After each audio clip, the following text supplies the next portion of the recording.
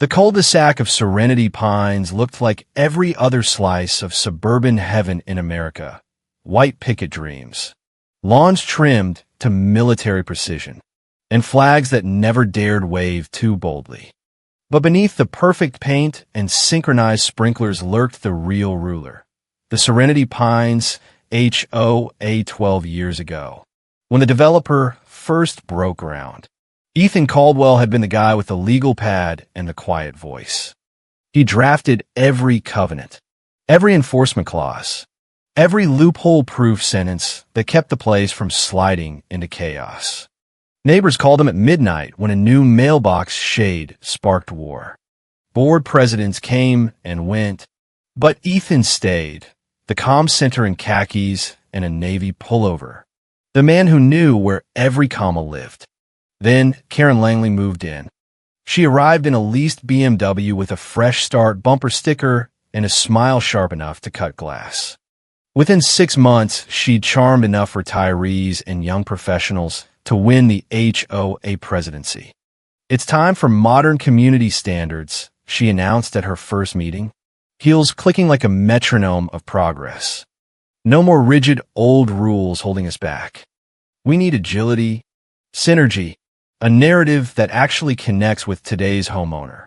Ethan sat in the back row, arms crossed, saying nothing. He'd heard buzzwords before. At first it was small. Karen started crediting the neighborhood's flawless compliance ratings to her visionary leadership. The monthly newsletter suddenly featured her photo under headlines like Serenity Pines Thrives Under New Direction. Ethan's original covenants, the ones that had survived 3 hurricanes and 2 recessions, were quietly rebranded as legacy frameworks that needed updating. Still, he didn't flinch. He stayed late after meetings, politely correcting her Excel violation trackers when she misapplied fine schedules. She ignored most of his Slack messages. The closed-door sessions began next. Karen, 2 senior board members, and the HOA attorney. Then came the new access restrictions. Ethan's admin rights to the violation database mysteriously revoked for security. Then the parking memo, his reserved spot near the community center reassigned to new leadership. Ethan read the writing on the beige walls. He began the quiet work. No drama, no emails. He backed up every covenant version, every enforcement log, every digital signature. He printed the original filed documents with the county recorder, the bones no one else ever bothered to read. While Karen planned her agile overhaul, Ethan was planting legal landmines. The tipping point arrived on a Thursday evening at the quarterly board meeting. Karen had intercepted a complaint meant for Ethan, a neighbor's illegal fence, and issued a $500 fine using her brand-new streamlined process. Ethan corrected her privately afterward, pointing out the violation didn't meet the grandfather exception he'd written in 2014. Karen smiled that toothpaste commercial smile and went straight to the board. Ethan is resistant to progress, she said sweetly. His outdated scaffolding is creating friction in our community synergy. Friday morning the board called him in. They smiled like people who'd already packed his legacy in cardboard. Karen brings fresh energy, they explained. Yale-level thinking. Really? Ethan didn't argue. He nodded once, signed the separation agreement. They slid across the table and packed 12 years of service into 3 banker boxes. No yelling, no speeches, just the soft rustle of a man folding his loyalty into corrugated cardboard while the neighborhood that depended on his silence marched straight toward disaster. At 2 p.m., Ethan Caldwell walked out of the community center with a flick of his wrist and no forwarding address on file. At 2:15 p.m., the board chair's assistant was sprinting across the parking lot in Sensible Flats, shouting his name.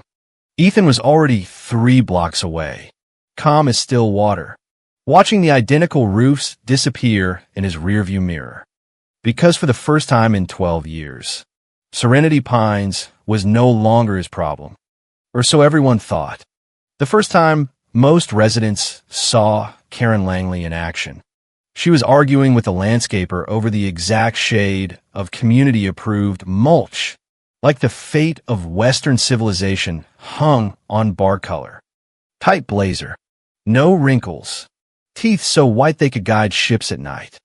I figured she was just another overzealous transplant. I was wrong. By the next Monday huddle, she was being introduced as the president with a specialization in community modernization and asset agility, which in plain English meant she'd read enough Pinterest boards to think she was the second coming of Martha Stewart with a gavel. Ethan, they told the board, will be happy to mentor her for a few weeks while she acclimated. Right.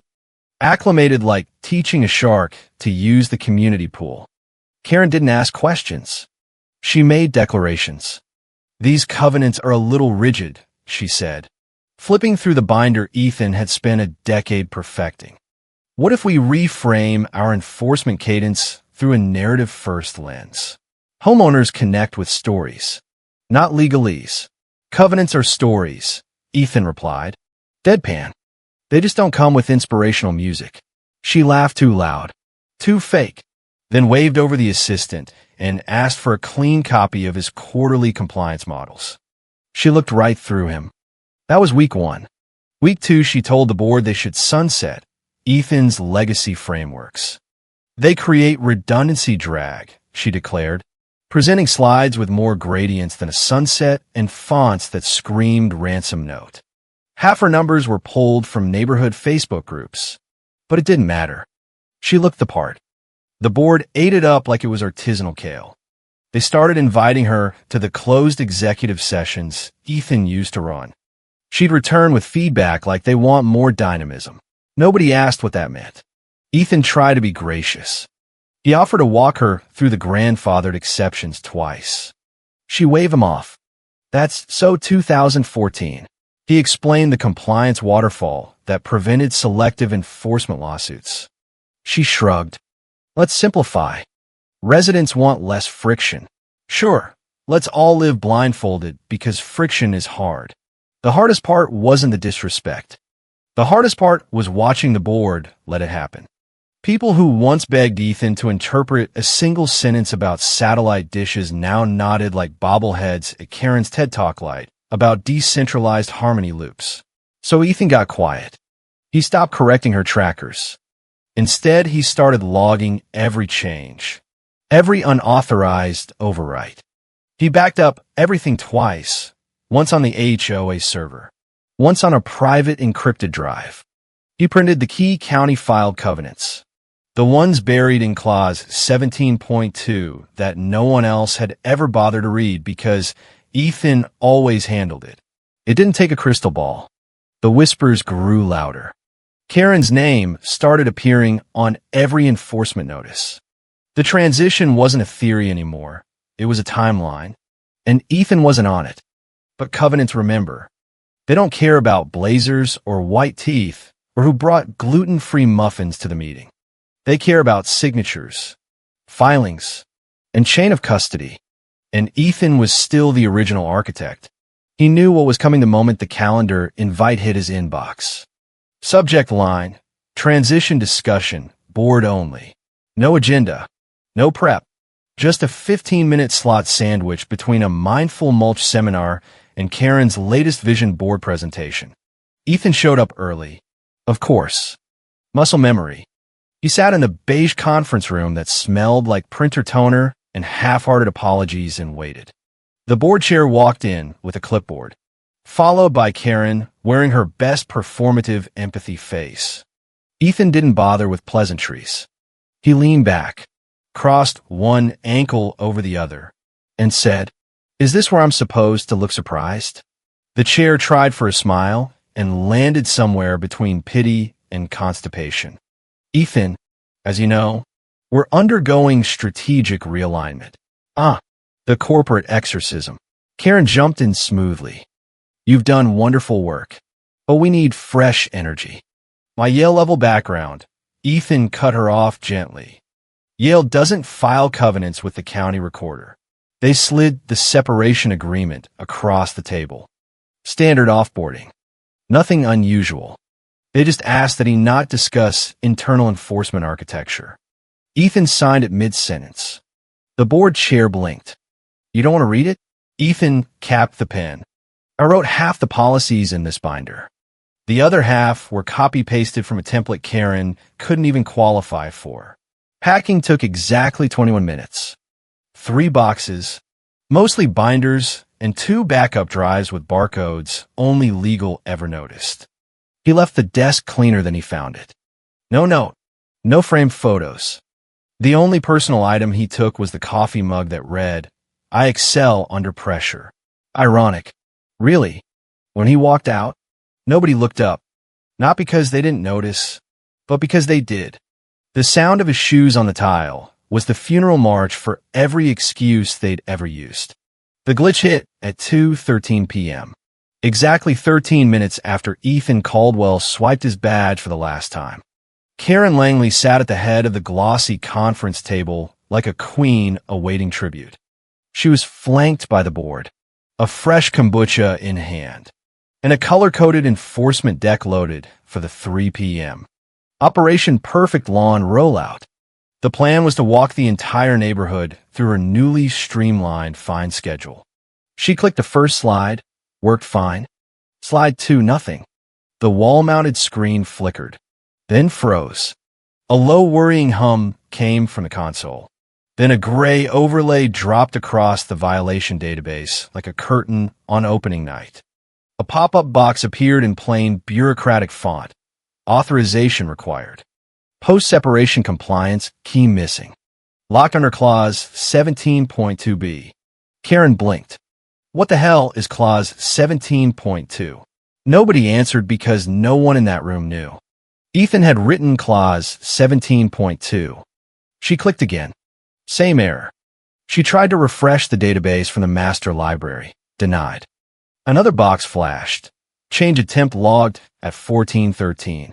Critical covenants require named architect override if altered post-departure.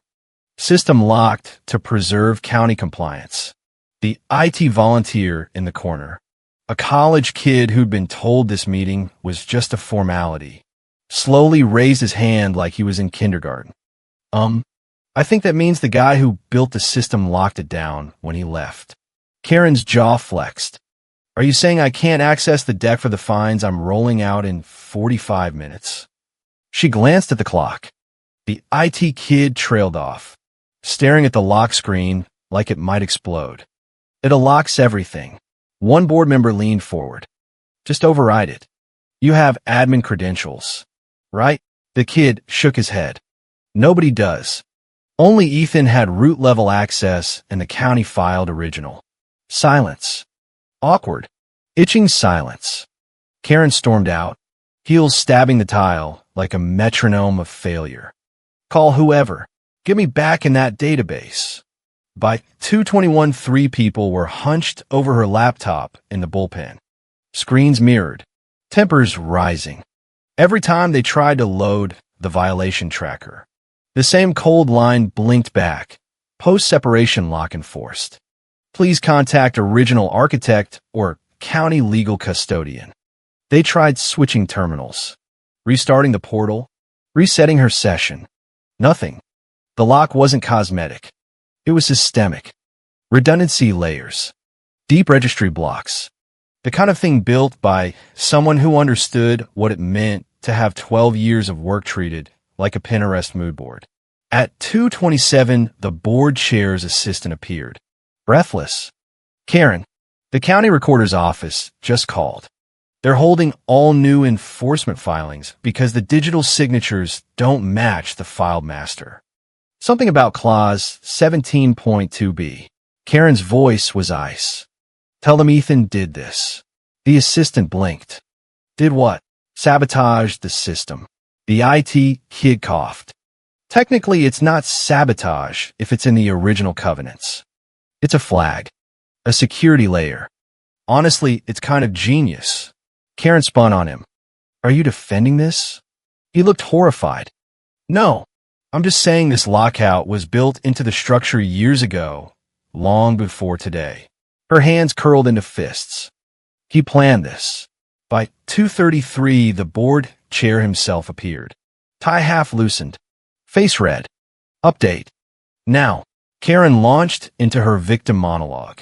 But he cut her off with a single sentence that changed the temperature of the room. Where is he? Gone, she snapped. We escorted him out. The chair's voice dropped to a whisper. Then why does our master covenant filing still say he holds the override keys? No one had an answer.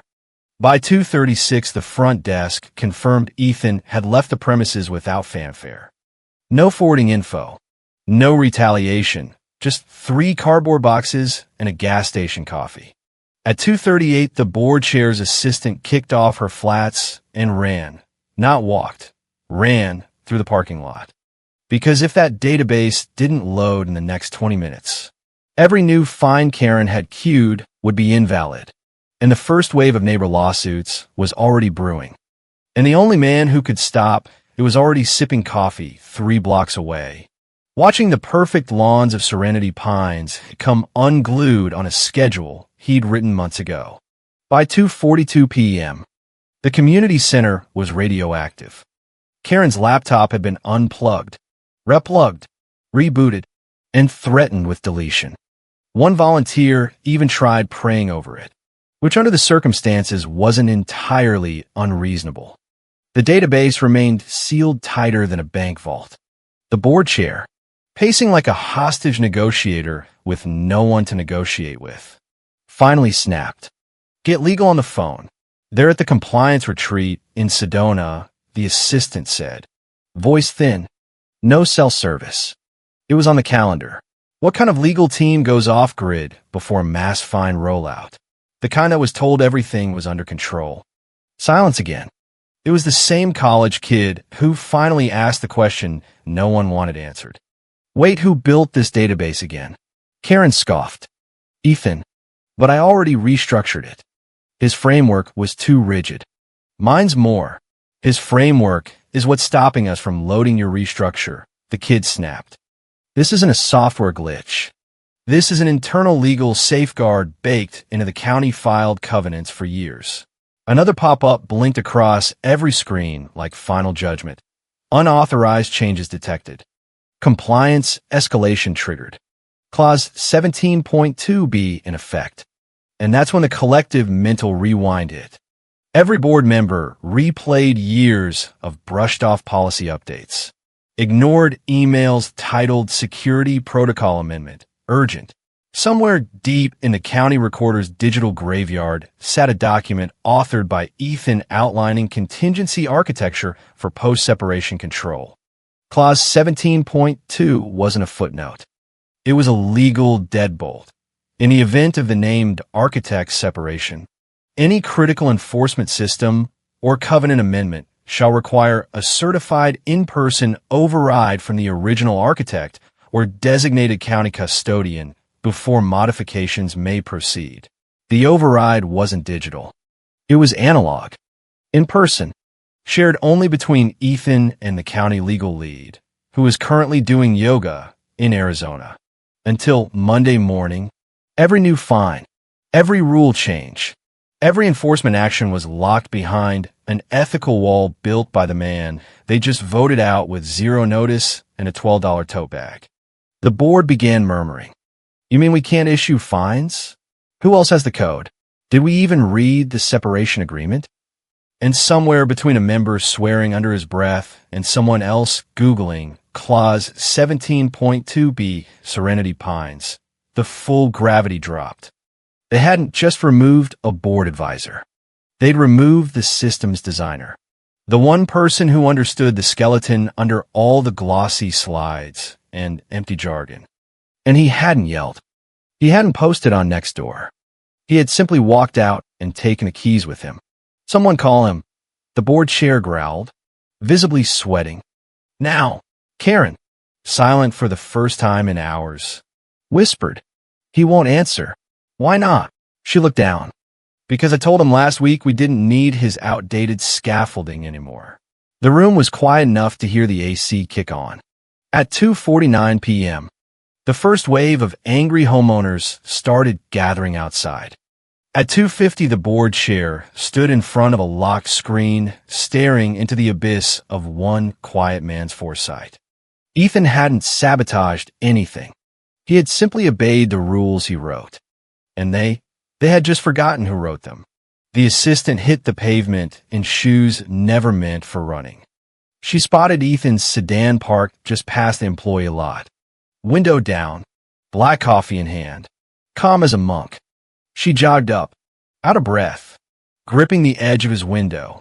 Então, Jesus, we need you to come back in. The database is locked. He took a long sip. I know. Clause 17.2b. It's in the documentation. You'll find it in the master binder. Section 3. Tab 9.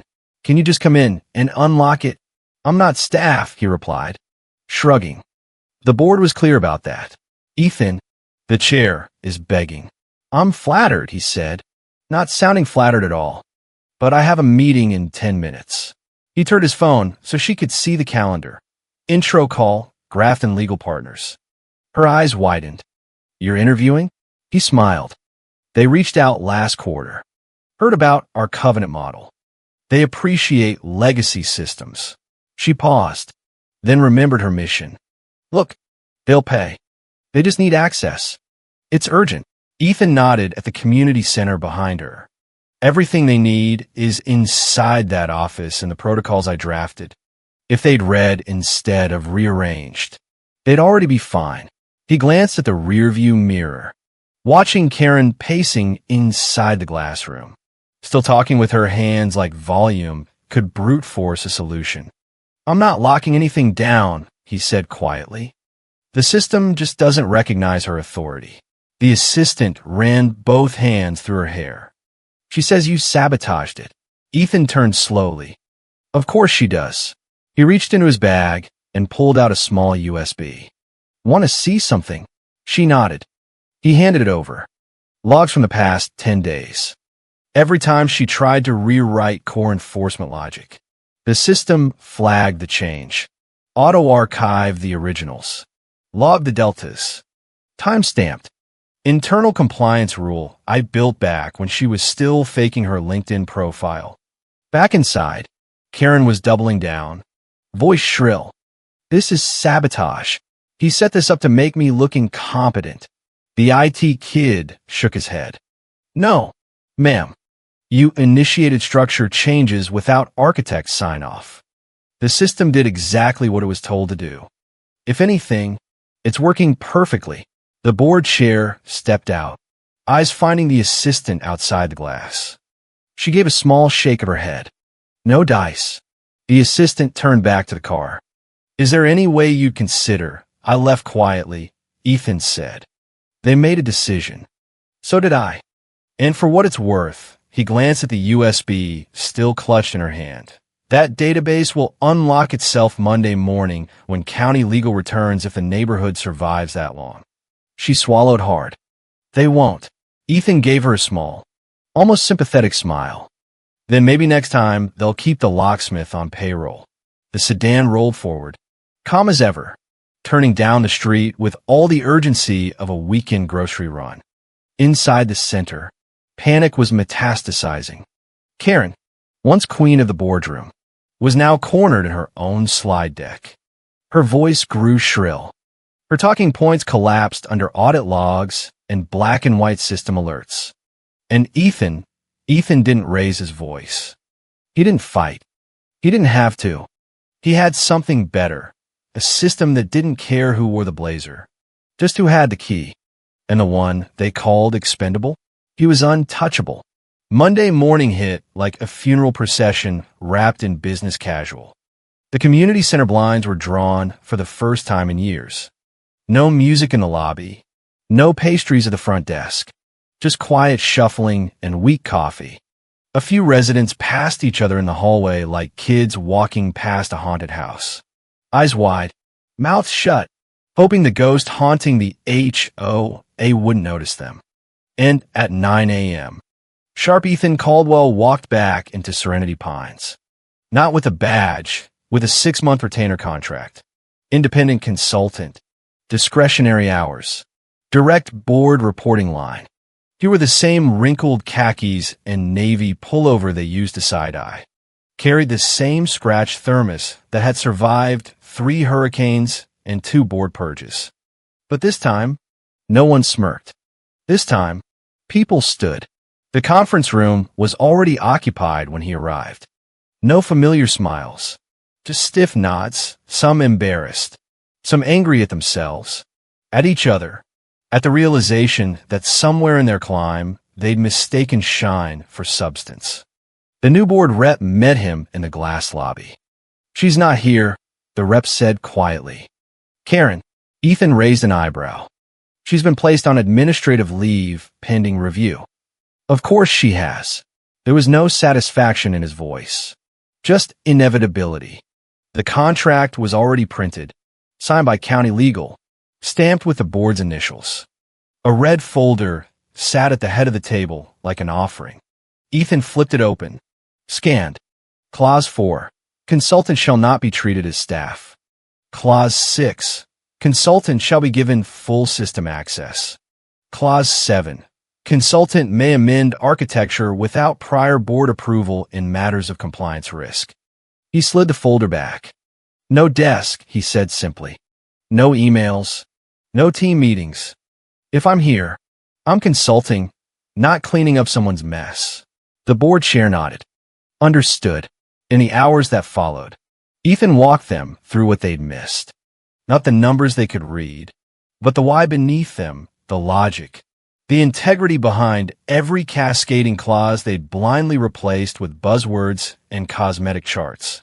He didn't insult, didn't accuse.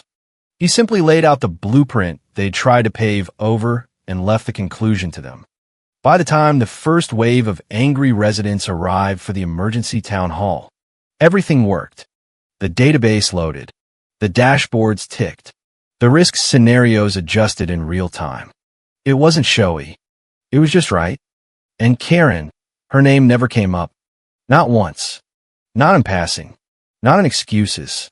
It was like the neighborhood had swallowed the memory of her whole and decided to pretend she'd never walked its streets. Ethan never mentioned her either. He wasn't back to gloat. He wasn't there to rub noses in contracts or throw "I told you so" tantrums.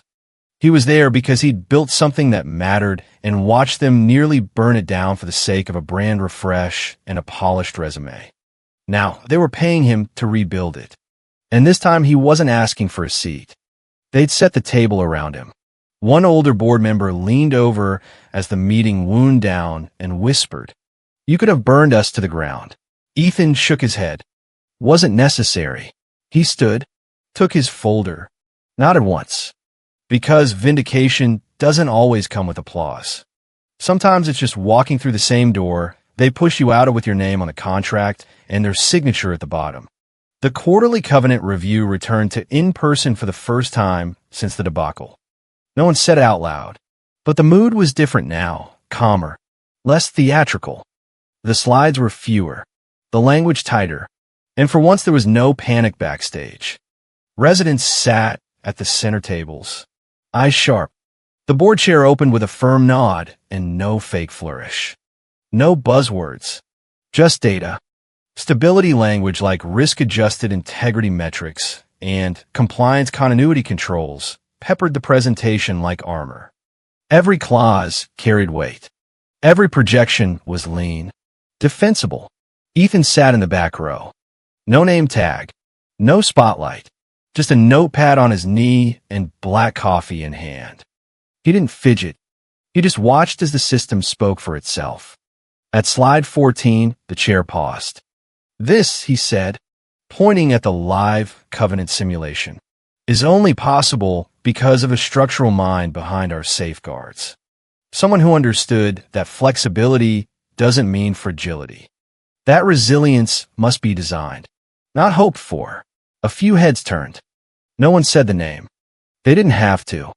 On screen, a clause reference appeared in the footer. 17.2b, Architectural Compliance Protocol. Ethan exhaled slowly, not proud, not smug, just done. The college kid beside him leaned over and whispered, "Isn't that the guy they let go?"